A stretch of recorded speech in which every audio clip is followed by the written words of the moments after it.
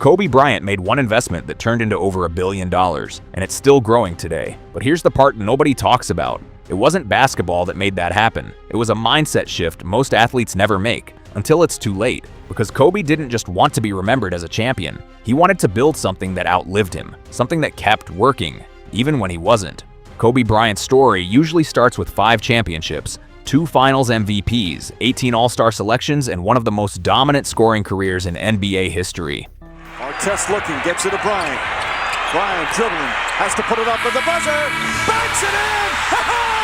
He banks in the 3! But if you stop there, you completely miss the real blueprint. Because while the world was watching Kobe dominate defenders, hit impossible shots, and build one of the most iconic careers ever, he was quietly preparing for something much bigger behind the scenes. Kobe wasn't just playing basketball. He was studying leverage, ownership, and long-term wealth creation in a way that almost no athlete at the time was doing. Growing up internationally while his father played professional basketball in Italy, Kobe was exposed to different cultures, different systems, and different ways of thinking at a young age. He learned multiple languages, he adapted quickly, and most importantly, he developed a global perspective that would later influence how he approached business. When he entered the NBA in 1996 straight out of high school, there we go, here comes Kobe.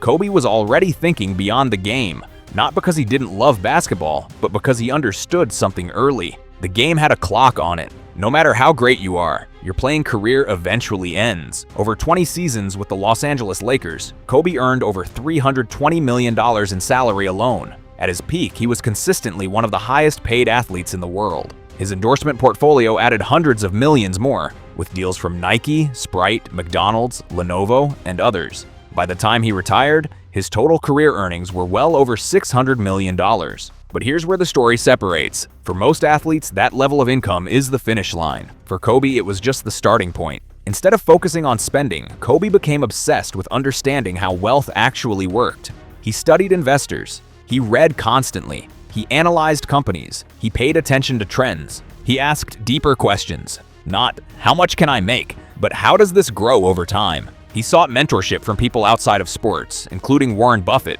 whose philosophy of long-term investing and patience resonated deeply with him. Kobe began to understand the difference between earning money and building wealth. Earning money requires constant effort. Building wealth requires ownership. That shift in thinking led to one of the most important decisions of his life.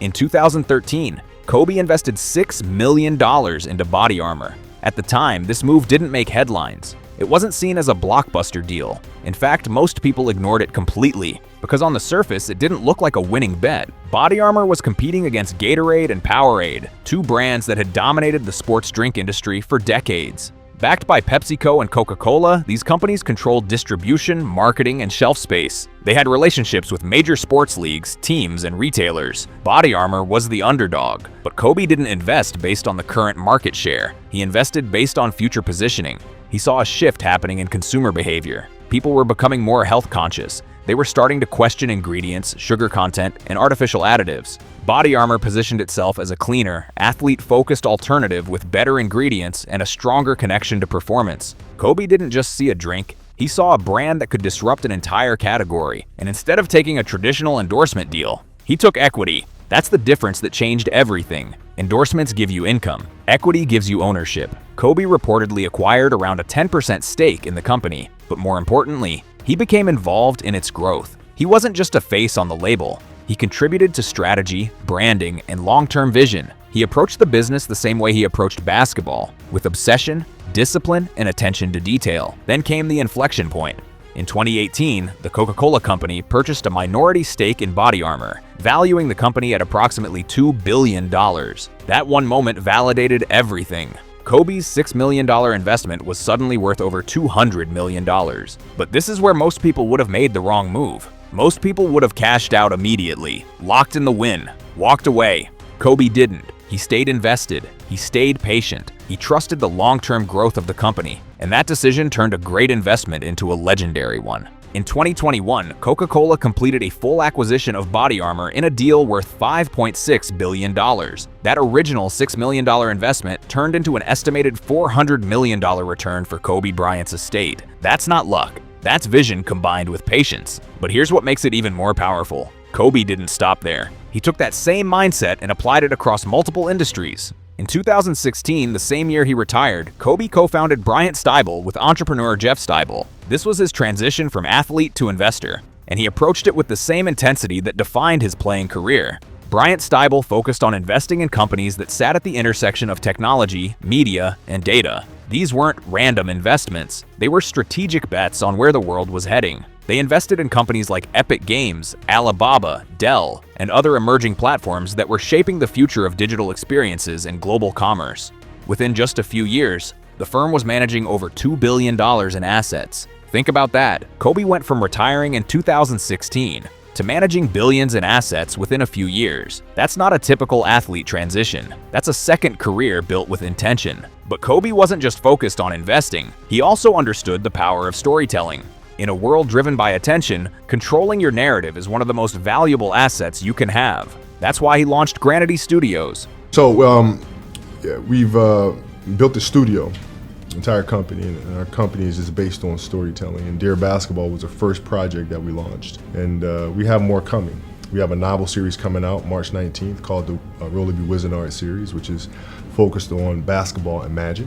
Yeah. And kids dealing with their inner fears and being able to face those to help them become better basketball players, but more importantly, better people.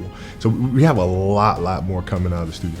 A multimedia company focused on creating stories centered around sports, mindset, and personal development. This wasn't just creative expression, it was strategic expansion into content ownership. In 2018, Kobe won an Academy Award for Dear Basketball, becoming the first professional athlete to win an Oscar in that category. That moment wasn't random. It was a signal that Kobe was building influence beyond sports. He wasn't just diversifying income, he was diversifying impact. And that's where his blueprint becomes even more powerful. Most athletes focus on maximizing earnings during their career. Kobe focused on building assets that would continue to grow long after his career ended. He built equity. He built businesses. He built intellectual property. He built a brand that could operate independently of his time. And then in 2020, everything changed. Kobe Bryant's life was tragically cut short. But what he built didn't stop. His Nike partnership continues to generate millions in revenue through product releases that sell out instantly. His investments through Bryant Stibel continue to grow. His content through Granity continues to reach new audiences. His influence continues to expand globally. That's the difference between income and legacy. Income stops when you stop working.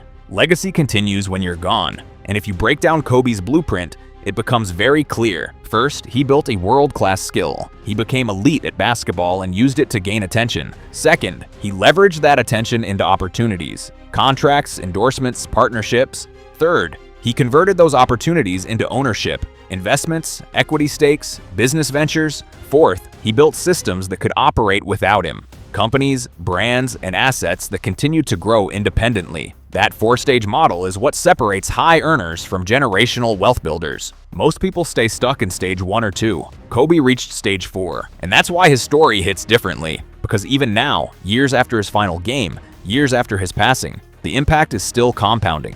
The money is still growing. The brand is still expanding. The blueprint is still being studied by athletes, entrepreneurs, and investors around the world. And that's the real lesson. Kobe Bryant didn't just chase greatness. He engineered it. He didn't just make money. He built assets. He didn't just think about the present. He planned for the future. Because at the highest level, wealth isn't about what you earn. It's about what you own. And more importantly, what continues to grow long after you're gone.